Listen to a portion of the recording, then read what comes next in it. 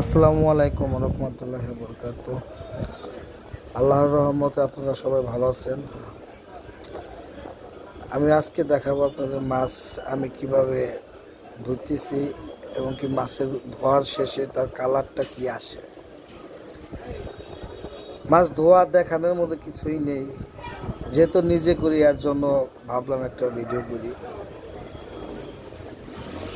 এই মাছটা ভালো করে পরিষ্কার করতেছি আমি।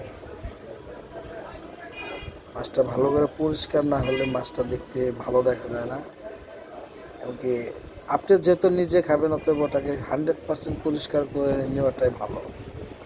মাছটা আমার ধোয়ার শেষের দিকে,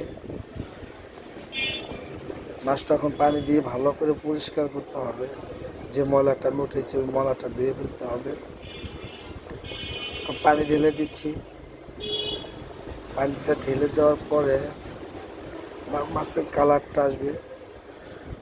আপনি পারলে আর একটু ধুয়ে নিতে পারেন, যেহেতু মাছ ধুলে সমস্যা নাই। না একটু বসে ধুয়ে লাস্টে কালারটা মাছের কালারটা এটা এসেছে। আসসালামু আলাইকুম রহমতুল্লাহ।